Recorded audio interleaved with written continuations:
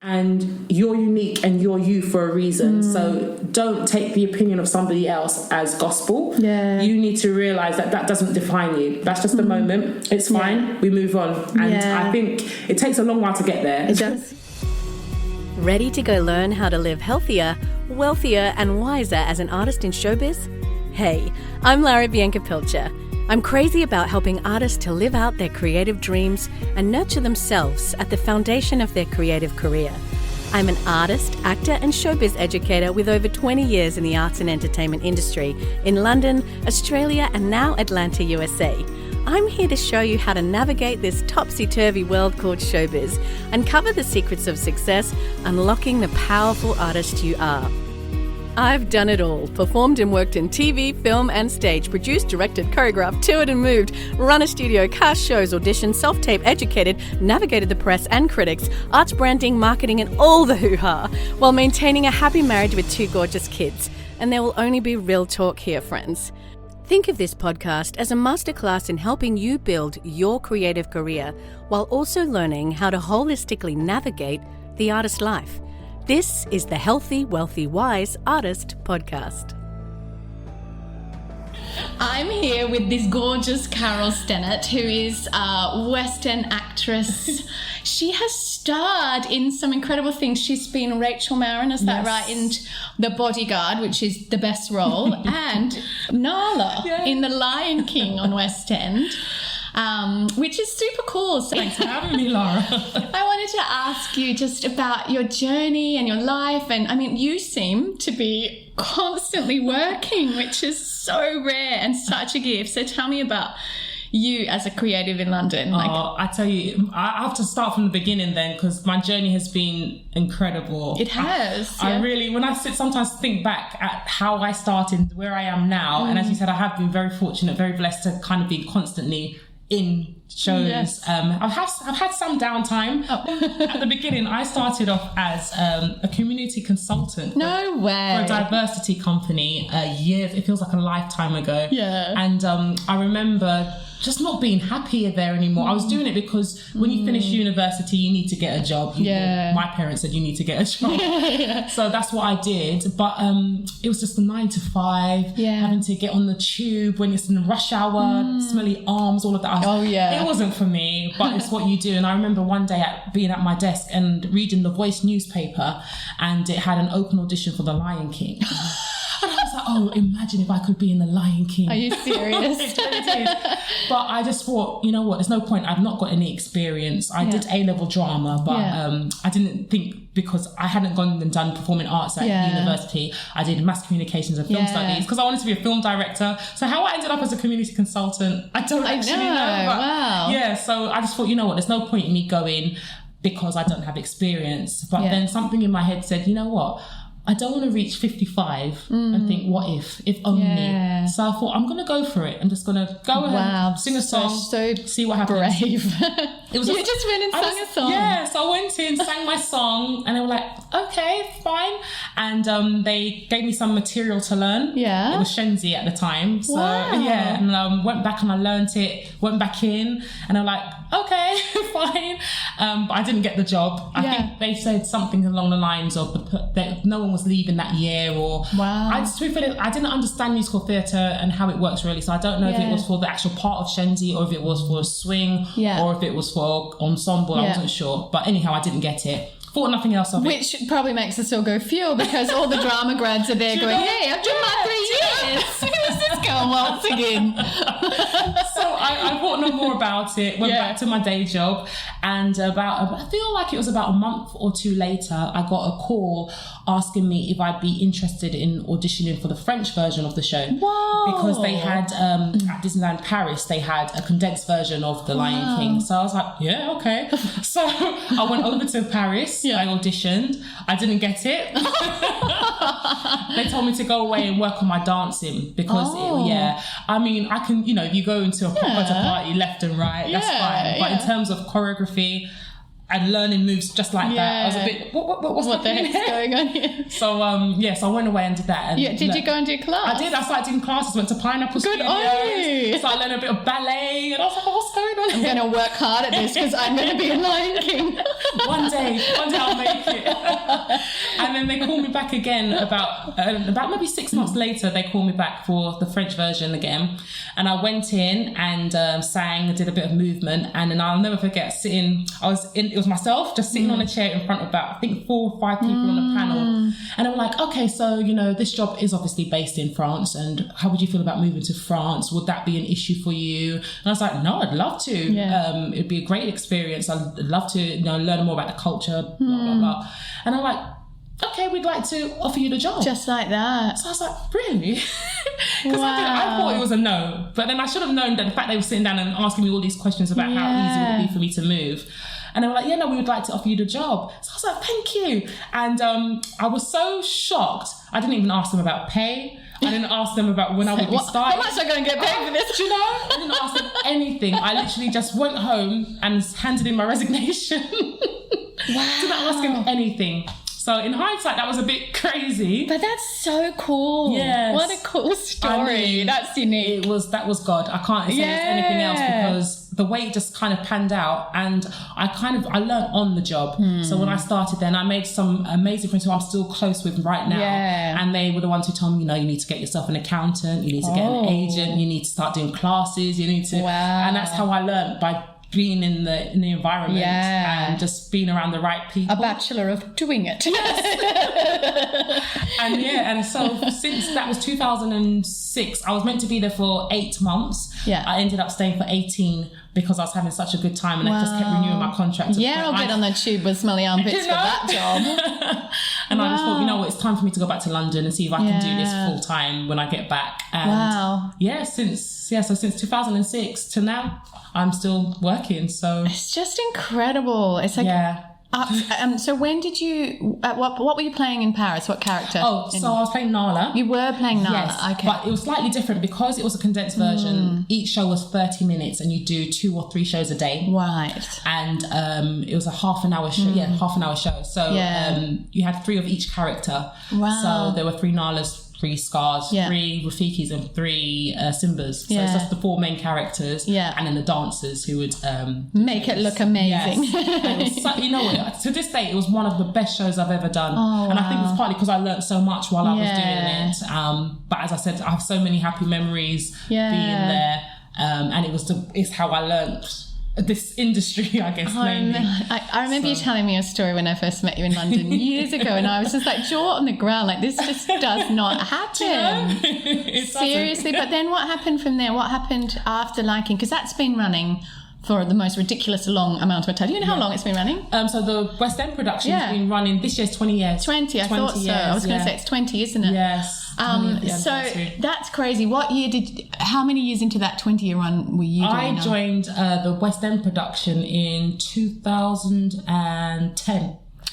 So I started in 2010 after 6 years of auditioning. And that's so good to hear. Because I went for the first one and they told me no, but then I went to France. But so from 2006, every year I'd go in. Wow, for the call, the Lion King call, the Lion King call, the Lion King call. And what was interesting about that, actually, that journey, was the year I got it, they kept calling me back in, and it was for the Nala, I think it was for cover, but doing Shadowland Nala. And they just kept wanting to call me in, and I thought, I've sang this song how many times? They know me by now. They must have loved your voice to keep calling you back. I felt like they kind of saw something in me. They saw something, And I remember saying to my agent, you know what? I'm not coming back. I think I was away. I was somewhere, and I said, I'm not coming back into London just to sing one song. So she goes, but if you don't, you might not be in the finals. And I said, that's fine. I'm okay with that. And then I got called in for the finals anyway, and I got the part. So it was Sarabi cover Nala. But that was my entrance into the Lion King in the West End, and again, one of the best experiences I ever had. I'm pretty sure I remember once I was going around the tube that your face was Nala on the posters. Visual movement. How did that feel for that level of success after such a season of years of perseverance and resilience? I mean, wow. To see your face as the lead on Lion King. That was amazing. And I was also on Broadway because they had the same image there, Maya director, he sent it to me. Said, "Look where you are." So I haven't physically been on Broadway yet, but your face has been there. It was amazing. Going up the escalator. My mum actually, she told me one time. That's go. She went into the West End because she doesn't go into Central London. Yeah. But she purposely made a trip to the West End to look at the posters, and they were everywhere. They were. So that was a great experience and something I really am grateful for. Yeah. I really can't complain. No, it's really phenomenal. What happened from there? So you left, and when did you start playing in Bodyguard, or was there lots of things in between? So there's been bits in between. Lots in between. So going back, so when I left France and I came back to London and I got myself an agent and an accountant, I started the auditioning process, and I did a panto. I think the first thing what I did was a panto. Oh, you can't be British without doing a panto. Exactly. So I did that, and then I went into Thriller Live. So that I didn't know you were in Thriller Live. Were you there when Kofi Game was? No. Different season. So I was there the year Michael Jackson died. Oh no. Yeah, so 2009 I was there. And I saw the difference from before he died to when he died, and all the flowers and being sold out and TV shows and everything. So, and then that show, which was never made to be a tribute for his life, became that, didn't basically, it? Yeah. So I did that for a year. And then I left that to go and I joined the Lion King the following year. Yeah. And I stayed there for 3.5, was it 3 or? Yeah, 3 years. Then I opened the first UK tour of the Lion King. Oh, so you did the tour. So I opened did that for a year. And then I left that to join the Bodyguard. I see. So that's when my time with the Bodyguard started. And again, I started as ensemble, cover Nikki, cover Rachel Marin. And then that first cover, second cover, third cover. I don't did they do first cover? I don't know. I feel like I was... You were the... I feel I must have been the first cover if they did it in that sequence. Yes. To be fair, I can't remember. Okay. Yes, I did. Actually, no, I was, because they had an alternate Rachel Marin. Ah, right. Yeah, so I was first cover after the alternate. And that was only for 3 months because the lady Debbie Currip, who was Nikki Marin, she left. Yeah. And so then I took over as Nikki Marin and still cover Rachel. How did it feel to sing Whitney Houston songs? So I grew up listening to Whitney Houston. So that's me. Another lifetime I am Whitney Houston. Yeah, I love that lady. Her voice is beautiful. Isn't it? She's something else. She was something else. So it was, again, a great... And then also because I was singing alongside Beverly Knight. Yeah. Who is a British treasure. Oh, yes. So I thought, imagine little me, Carole Stennett, sitting next to Beverly Knight, this amazing woman. Yeah. And being on another West End stage. It was incredible. What was that moment like that's famous where he held you and you're in his arms? And seriously, what did it feel like when you first did that? That bit was fine. I think for me, the most kind of pivotal moment within that show is I Will Always Love You. Oh, yeah. And you've seen it when the podium goes up at the end. Yeah. For me, that was when I was like, wow, this is incredible. This moment. Oh my gosh, yes. This is incredible. I might have to insert a clip of your song here.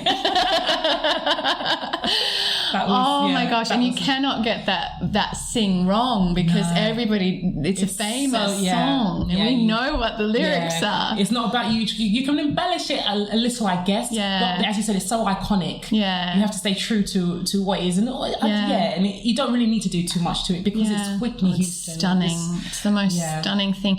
So what about in the very rare times that you haven't worked and the whole auditioning process? How do you handle? Because you have had rejection. Everyone has. Tell me about that. Tell me about the not so wonderful times and how you handle that. Okay, you know what? I feel like when you go through it initially, it's like your disaster. I'm like, what's going on with my life? What am I doing? I remember going in for one show. I won't say what it was. Yeah. And I think I knew going in that I wasn't going to get it. I don't know. Sometimes you can feel the vibe of the room. I think so, yeah. And I think it was because when I went in there, so the choreographer, she had her feet up on the table. She just that's like that. Really professional. The director was like, what part are you here for? Wow. And I thought, wow, you've asked to be seeing me and you don't even know what part you're seeing me for. So I kind of I didn't feel the vibe, I think. And then I hadn't had enough time to prepare the material for that part because I was working somewhere. Yeah. I can't remember where I was working. And so anyway, I sang the song and it wasn't my best. And I think you're always your own worst critic. Oh yeah. So yeah, it wasn't a good one. And I remember when they said when I finished, they said, "Okay, thank you." That's all for today. And I knew I was going to cry. And I don't want to cry in front of the panel. So I was like, thanks. And I turned around and I ran. Oh, because you're like, no. Yeah, because I knew it was coming. And I normally, you can hold yourself until you get out of the building and you're like, ah. But I knew it was coming. So that's the first time and the last time, hopefully, that I'll ever run out of an actual audition crying. They didn't see me, but they obviously knew that it wasn't a good one. So I was obviously upset about that. But after about a day, I was like, you know what? There's nothing you can do about that anymore. It is the past.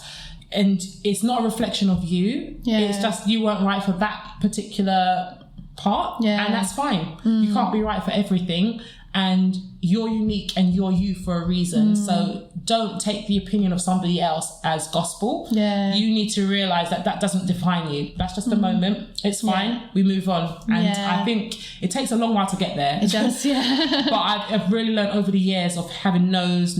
For every no, there will be one yes. And I have had yeses. So I can't be that bad. So I tell myself, you can't be completely terrible. You can't be that bad. Yeah. So have you ever made mistakes, like either in a live West End show or in an audition? Oh, constantly. Sometimes now I just hold the sheet paper in front of me because and I don't know if it's as I get older, my memory is not what it used to be. It just doesn't retain things anymore. But I have, and I stopped beating myself up because we're human. And I think that's part of what makes us unique and special is the fact that we have flaws and nobody's perfect's boring. That's what I felt. Really nice. So I that's how I look at it now. At the beginning, no. I was a disaster. I'm like, oh, I'm so sorry. I kept apologizing. And you have to kind of just get to a point where when you go into casting, they aren't necessarily your judge and jury. Yes, most of the time they want you to get the job. Yeah. And you have to stop looking at them as your enemy and start looking at them as human beings as well, just wanting to find the right person for the job that they have. Yeah. And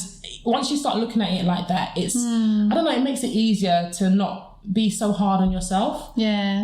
And then also if it's a really bad audition and I just feel like, oh, what's going on with my life? Yeah. I'll just go and buy something. Treat myself to something. Like what? What's your guilty pleasure? I've got a pair of Ray-Bans. Oh, nice. So we're not talking like going to eat a bucket of ice cream. No. I mean, sometimes I do. It depends on how bad the audition is. But I treat myself to Ray-Bans. I was like, you know what? You deserve this. Yeah, it's great. It's fine. Good on you. Yeah. So, but then also I've had auditions. Like I had one recently where I thought I was terrible. I thought to myself, I wouldn't even employ you. And I got the job. So sometimes even though you think you've had a bad audition, it's not the case at all. Maybe they've heard you do some other things. Maybe. She's having a bad day. Yeah, so you know what, we've seen her, she's fine. She'll be all right. So it really just depends. But just don't take it to heart. It's really good advice. And you think success for you, it might be different for other people, but often people refer to it as success as it's hard for your faith.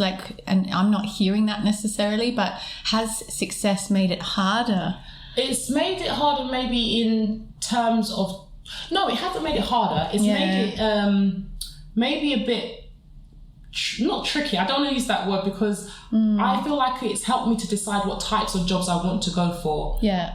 As opposed to, I've never been the person, as I said, I love performing, but I like the fact that everything on my CV, I can stand behind and say, yes, I love doing this show. It's something that I'm passionate about and I believe in. So in that sense, it's helped me to kind of identify what it is I like and what type of performer I want to be, because you have different types of performers. There's nothing wrong with that. But some people just want to be continuously working.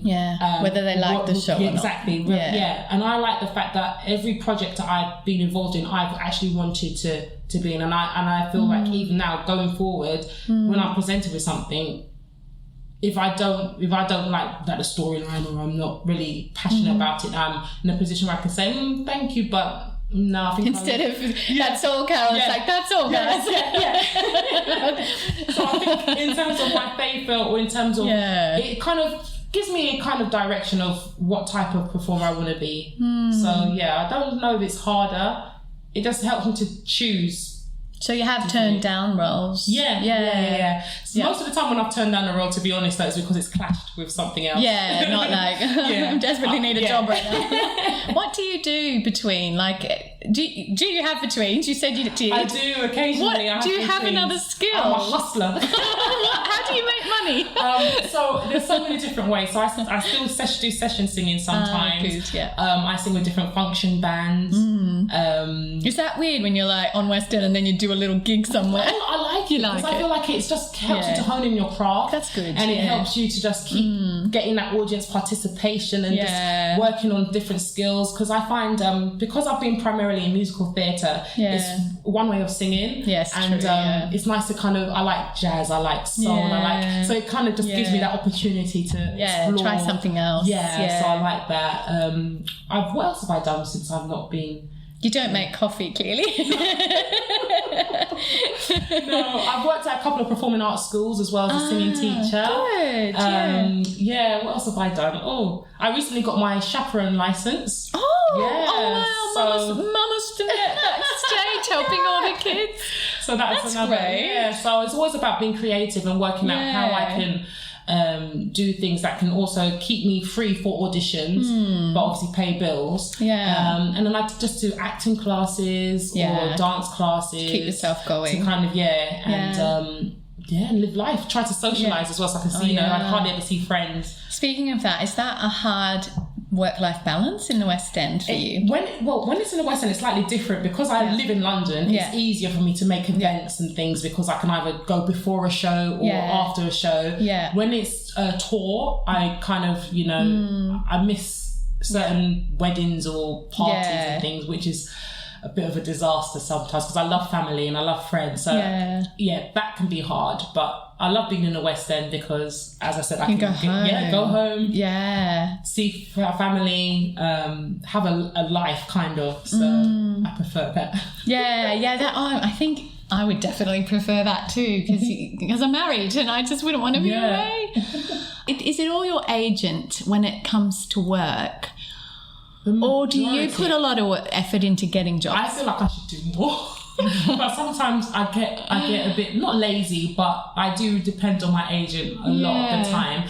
And I've also, because I started to build a name, a lot of people maybe have seen me in a show. And then will get in touch with my agent and say, we'd like to see her for this. And then, that's good. It's a bit of everything. But I feel like I could be more proactive, but at the same time, I'm like, how? Because, if it's not like a year of waiting, then you probably don't feel the need necessarily. So,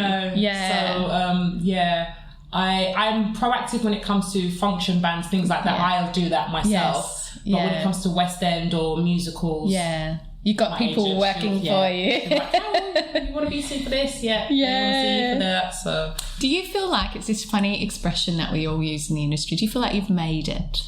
No. It's funny because I thought you'd say that. And the whole word of making it is an interesting concept, isn't it?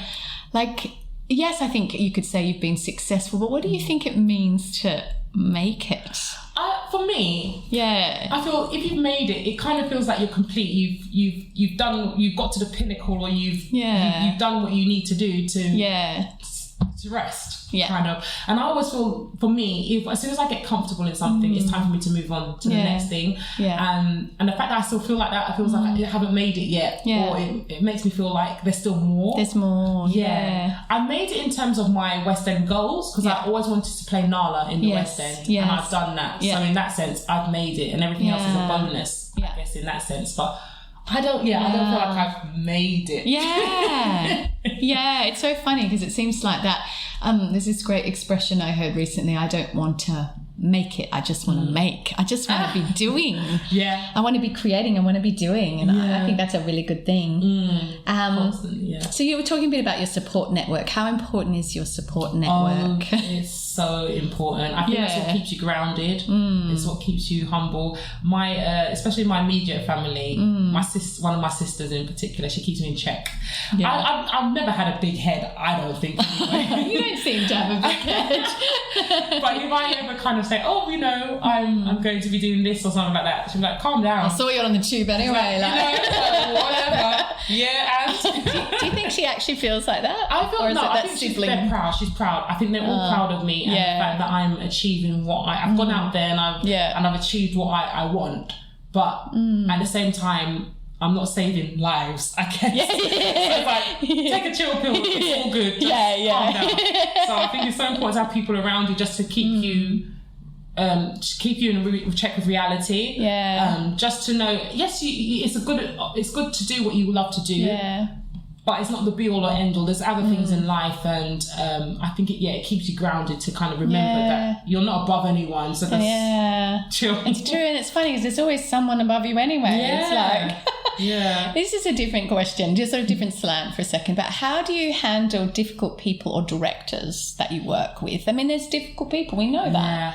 I have been fortunate. So I'm trying to think of a director that's been difficult, because that would be different. If there's difficult people in the cast or around, I just avoid them if I can. I mean, there's you're not going to get on with everybody. No. That's just life. Yeah, everybody's different, and that's fine. And if it's a cast member, you just they're in the room. Okay, you just go to the you're still on the other side. You can just not avoid, but you just distance yourself, and that's fine, just because I think peace is important. You don't want to be stressed out at work. But I'm just trying to think of a director, because that would be different. You can't really avoid a director. And I think I've been fortunate that every show I've been in, I can't think of a director that's annoys me to the point where I'm like, what would I do? Yeah, or is it slightly abusive or... No, I've been very fortunate. I've not had anybody that's... It's really nice to hear that. Yeah. And I'm trying to think, no. But I feel like, don't get wrong, there's been challenges. Yeah. And I think that's more on me having to push myself to be the best me I can be. Yeah. For example, Lion King, as I said, the dance is not my strongest point.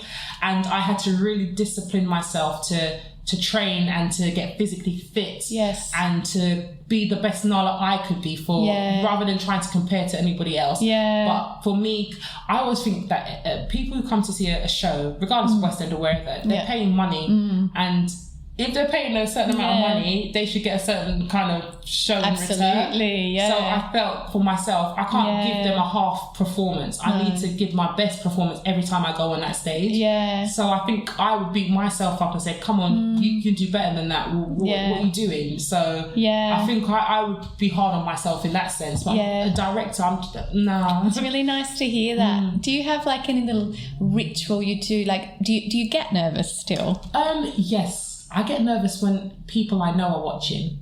Funny. Yeah, if it's people I don't know and the lights are down, I just feel like they're silhouettes. They're not real. They're not real people. But if I know my mum's in and I hear her laughing, oh no, I'm finished. But what I do, I always, I haven't, with most shows, depending on what it is that I'm nervous about. So at the beginning of The Bodyguard, for example, you get the 5-minute call before beginners, and I'd go down onto the stage and just find a little corner and have a little prayer, just by myself, just saying, you know what, God, thanks for the opportunity, help me to make this the best performance it can be, just to kind of psych myself up, because at the beginning of the show, you fall off the lighting dress, and I don't do heights. Oh no!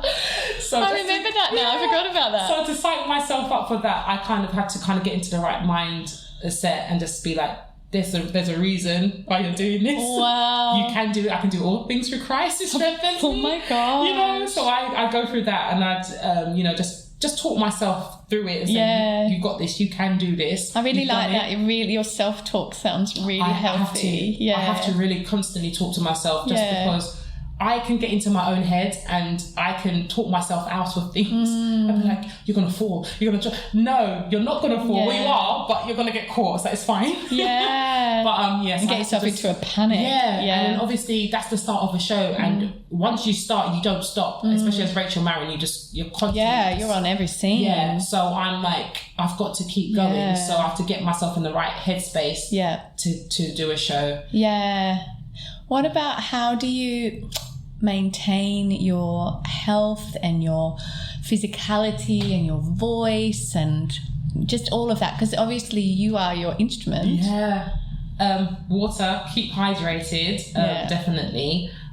Rest. I try to sleep as much as I can, which is sometimes hard because if the show finishes after 10 o'clock. Yeah. And then by the time you get home, you can't go straight to bed. You need to wind down. True. Yeah. So you usually get to bed about 2, 3 in the morning. Wow. So that means you get, I get up early. I try not to have to try and force myself to stay in bed because I naturally get up about 7, 8 o'clock. Yeah. So then you're not getting enough sleep and your voice isn't getting enough time to kind of repair and stuff. Yeah. So I try to just rest as much as possible. I don't go to the gym. Well, you look great. Thank you. You're so fun. You're probably all the walking around on the tube and the stairs. Oh my gosh, since being back, I'm like, my body. I recently started to do Pilates. Good. And I try to do yoga, but I just I try to do things that are stretching exercises and things where I can just clear my mind. Yeah. Basically. I go through phases where I do eat healthily. Yeah. I've done veganuary for the Very last nice. 3 years with my siblings. Nice. And then I'm kind of a pescatarian now. But my weakness is the chocolates. Oh yeah, we've got some more chocolates. No more for me. You've moved the plate. So, yeah. I have to do that too. Physically remove the object. Yeah, because that's my weakness. Chocolate. Is so good. What a gift. It's chocolate. So I have to kind of stay away purposefully. Yeah. But yeah, so I just try to stay active, as in walking. Gym is not for me at all. Yeah, don't blame you. It's not for everybody. Yeah. It's not. But as long as I do a bit of stretching or walking, yoga. And obviously you're not necessarily going for dance ensembles, so you're probably not feeling the need to still maintain a triple pirouette or whatever. I wish I could do one. I wish I could do one pirouette. I've got better actually. I'm happy. I was going to say I am proud of myself in that sense that I can see since I started the Bodyguard to where I left, that journey's been interesting as well. Yeah. So I've done that for 5 years on and off. I've been with the Bodyguard. Yeah. I went back this year. Well, last year. I saw that. Yeah. So I can't leave. Yeah. And seeing how I've grown in confidence in the character and in my stage performance. And I was like, yes, Carole. Oh. I wouldn't know if I'd call myself a dancer yet. I still feel more comfortable with the movement section. Yes, I'm a mover. But from where I was to where I ended, I'm like, I'm happy. It's really with nice that. to So hear that. Yeah. Definitely. That, it never really stops, does it? We're always learning. And have you ever had anything that takes you off a show, whether that's like laryngitis or yes. Oh gosh, that was terrible too, because I like to talk. Yeah, me too. And for 2 weeks, Bodyguard, it was with the Bodyguard, we were on tour. And I could feel my voice was going, but I didn't know why. And I thought I will come back tomorrow, and it just kept getting worse and worse. Yeah. And then I went to the doctors and like, no, you've got laryngitis. Really you need bad. to just stop talking. Wow. Take these antibiotics. Blah blah blah. So I was off. And trying to write down things just to say, I'm on vocal rest. Yeah, which is so annoying. Or trying to sign, I can't do sign language. Yeah. Don't whisper. So yeah, that was annoying because you've lost your voice. I felt like I'd lost everything because that's what I do. I sing. Yeah, that's hard. So losing my voice was it made me appreciate it that much more when it came back. Yeah. And so now I steam, I make sure I, as I said, keep hydrated.